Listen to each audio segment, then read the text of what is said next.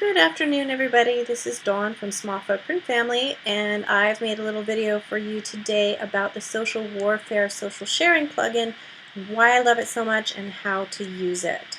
First of all, let me say that I have not been paid in any way to recommend this plugin. I just simply really love it, as it solves so many social media sharing problems on my site. And I just wanted to give you an opportunity to learn more about it and learn how to use it. If you should happen to want to check it out yourself and want to purchase it for your own site, I would love it if you would use my affiliate link, which is linked below this video here.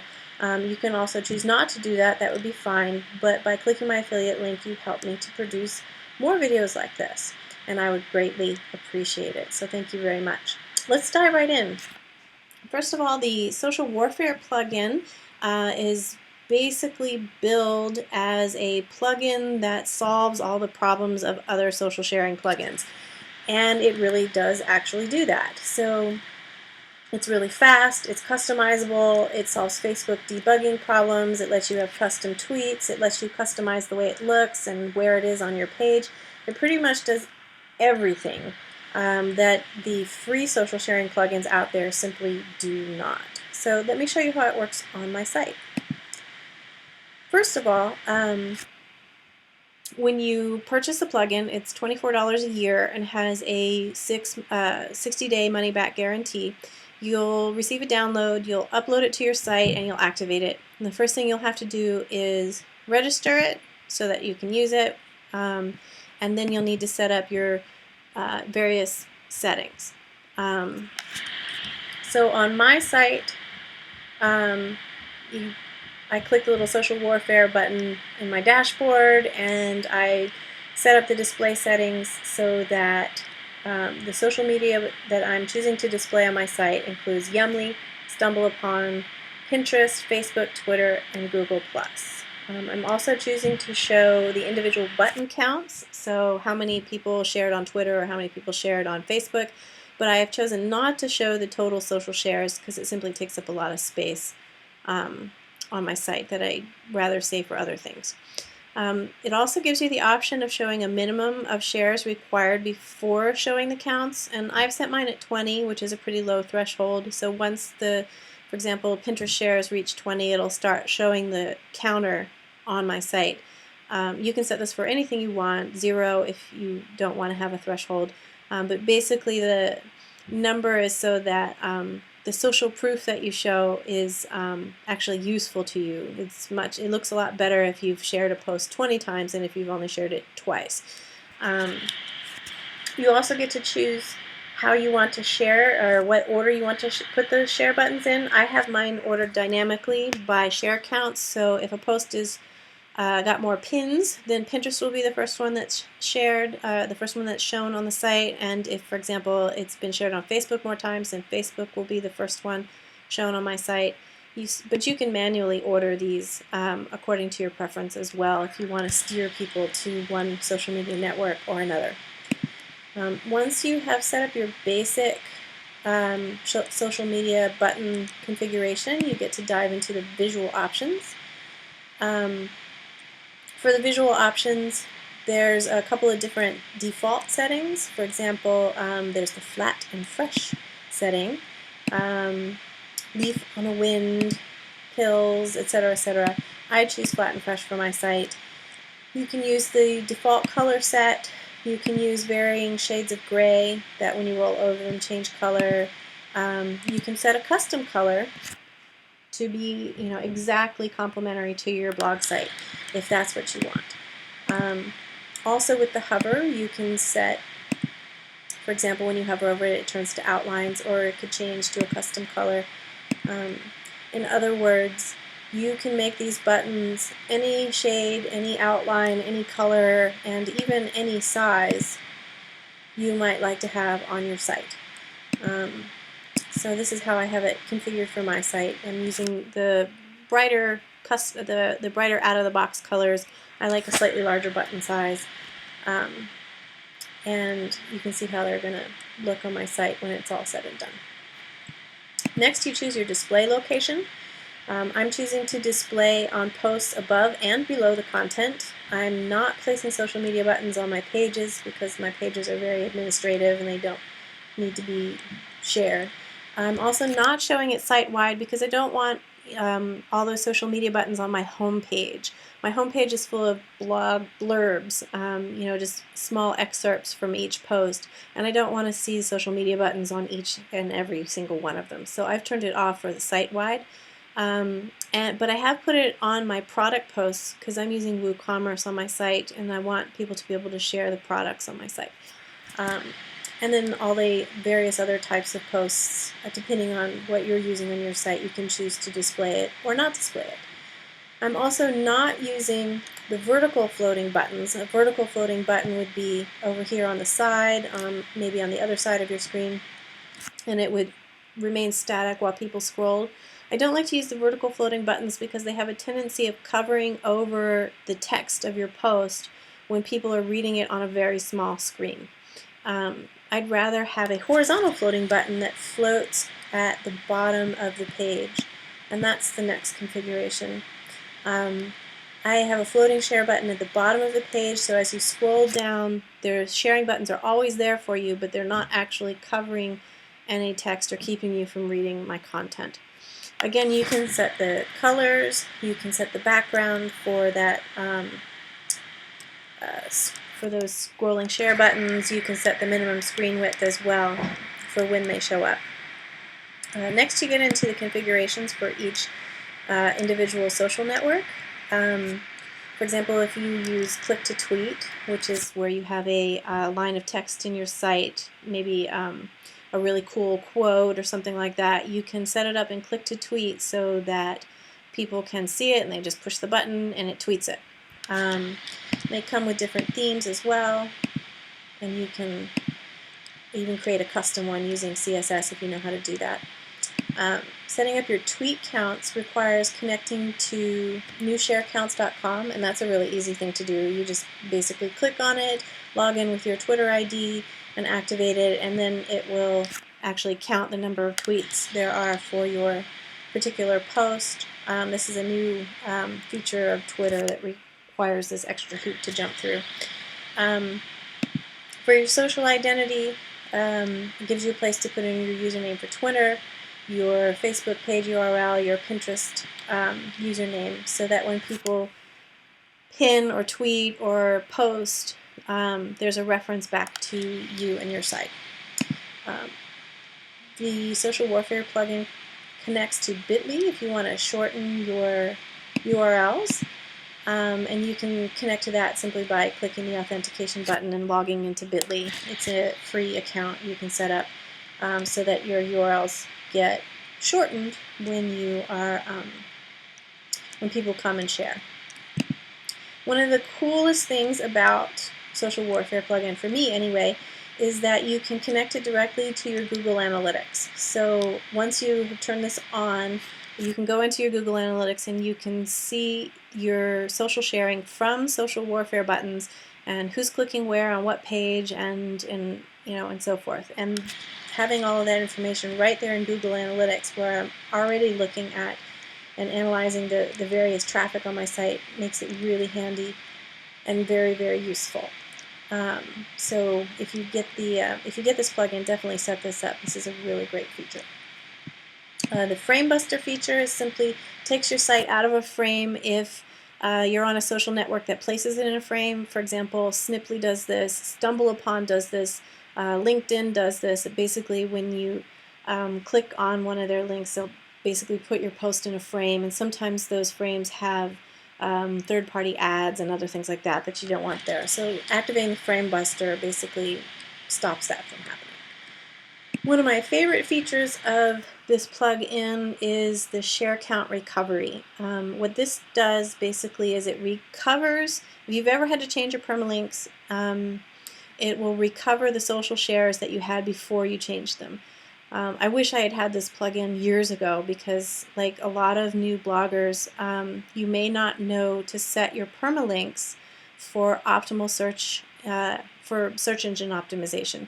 So if you use your blog right out of the box, all of your post URLs are numerical, or they have a numeric a date in them. For example, smallfootprintfamily.com/2010/12/24/ how to have an eco-friendly Christmas.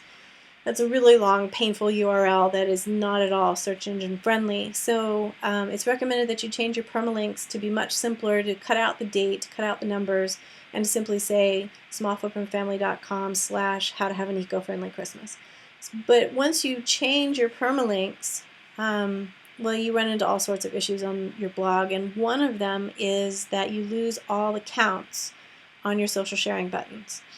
And this little feature here, which is in beta, recovers those. So you determine, you tell them what format your URLs used to be. For example, mine were in date and name.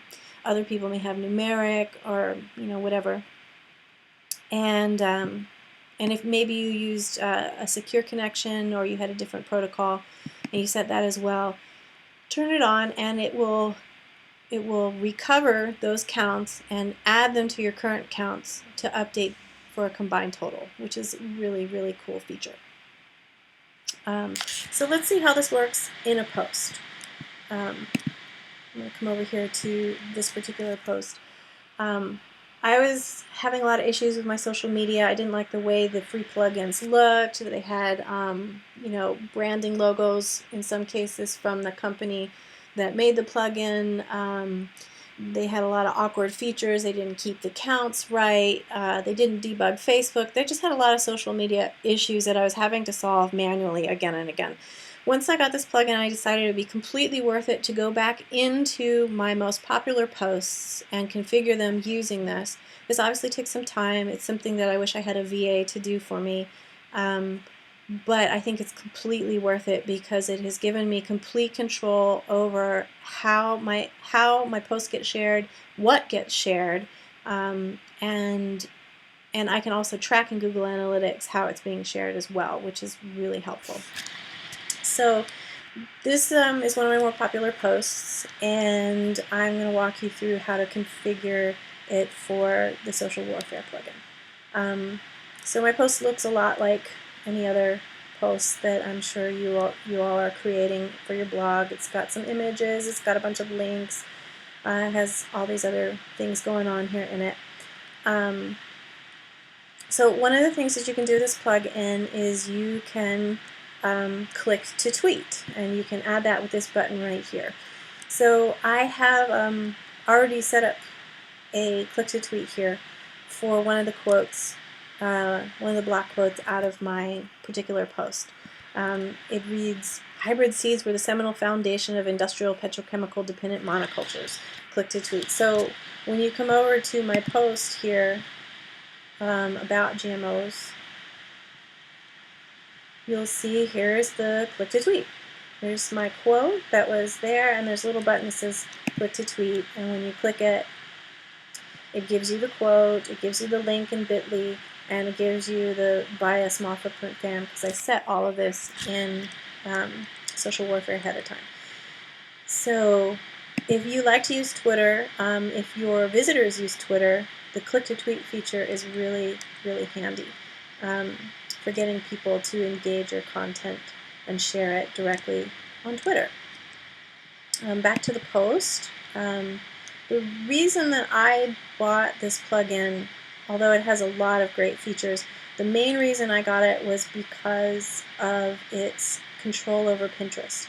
A lot of the free social media sharing plugins, when you click the Pinterest button, you get this window showing every single image on your entire blog page. Your masthead, your sidebar images, all of the images that happen to be in the post, maybe even the thumbnails from the related posts. It's just this huge hodgepodge of every single image that happens to be on the page. And the visitor is left having to pick one, and it may or may not have a good description on it. It may or may not identify your site. It may or may not be a good pin, one that will bring you more traffic down the road. So this drove me crazy. I really couldn't stand this huge window full of every single image, especially all the sidebar images and ads and things. And I really wanted to have control over what people were pinning so that I could set a visual brand for my site using Pinterest. And this plugin gives me complete control over what people pin. So first of all, we'll start at the top. You get this nice little window underneath your post editor. And it first asks you to configure Google+, Facebook, and LinkedIn. And it tells you that it'd be great if you put in an image that was 1280 by 720, the optimal size for horizontal size for these social networks. So I'm going to go ahead and pick an image here. I'm going to just use my lead image here because it's just fine for my purposes. Track it down here. There it is.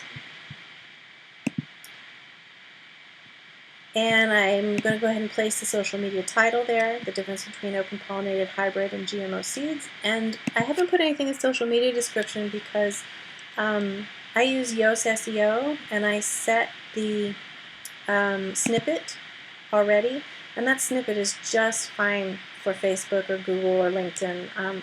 If I wanted to do something different, I would put it up in that box, but the snippet I have for Google is just fine. You'll notice I have a different title here in Yoast, the difference between hybrids and GMOs. That's because my keywords is about the difference between hybrids and GMOs, whereas the actual title of the post is the difference between open pollinated hybrid and GMO seeds. So I want Facebook to I want Facebook to post this title, not the one I have in Yoast SEO. So the way to get it to do that is to place the title I want into this box. And so it will pull this title, not the one that's in Yoast. And likewise, I've placed nothing in the media description because I wanted to pull from Yoast, because that snippet is just fine. So scrolling down, we get to Pinterest. I've already placed a Pinterest description here. It's longer than my snippet.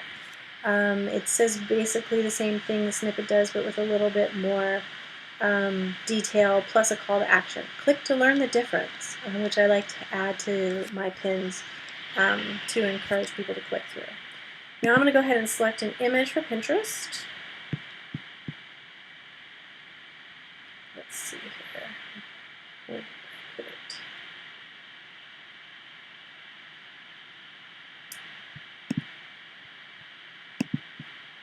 Okay, and again it gives you the recommended sizes for a Pinterest image, which I have used 735 by 1100.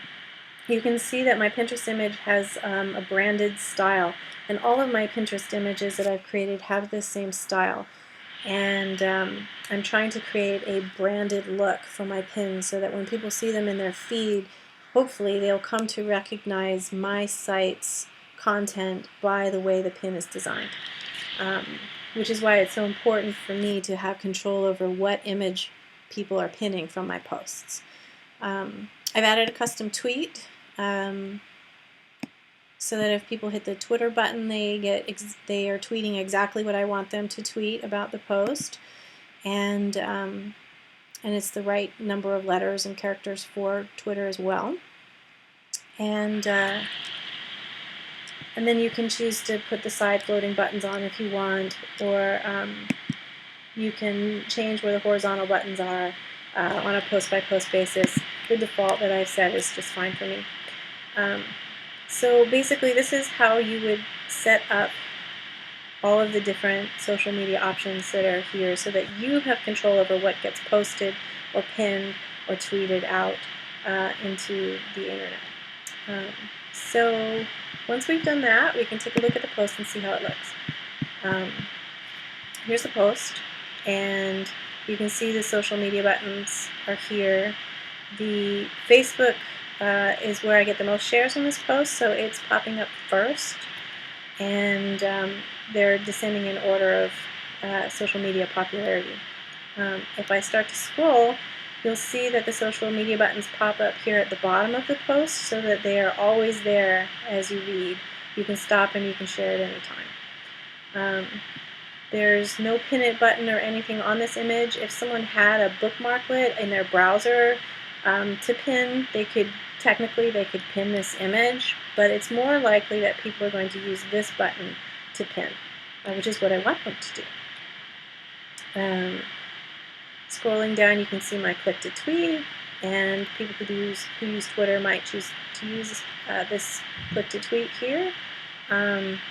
Scrolling down, you can see that those bottom social media buttons just stay there so nicely. I've also embedded the pin because I like the repins, and I'm hoping if people get so far as to come to the end of my post, because not everyone reads your post all the way through, once they get here, hopefully they'll hit this pin, because that way I get repins, and having repins is a really, really nice thing to have, rather than have people pin one off and one off and one off again and again. But if for some reason people don't make it to the bottom, or they skip that pin and they come down to leave a comment, you can see these buttons, they pop right back up again. And let's see how they look. So when you click Facebook, you get the image that I want, you get the title that I want, and you get the snippet that I've chosen. And that's exactly how I want it to be. When you click the Pinterest button, instead of getting a window that is full of every single image on my blog site or on my blog page, you get exactly what I want you to pin. This image, this description, and then you can pick your board and go ahead and pin it. Now, of course, people can change it manually if they want to, but most people are not going to go to the trouble. They're simply going to find the board, pin it, and move on. Maybe they'll post to Facebook and Twitter too, and again, you've got control over what they are posting because you've selected the image and the description through the plugin ahead of time. Similarly, if you click Twitter, bam, you get the title, you get the bit.ly shortened, and you get the small the name of my Twitter account here. And everything just works perfectly, and people are sharing what I want them to share. In a nutshell, that's why I got this plugin. So that I had control over what and how people were sharing from my site. And I also wanted to make it as easy as possible for people so that, for example, when they hit the Pinterest button, they don't have overchoice and just decide not to pin it.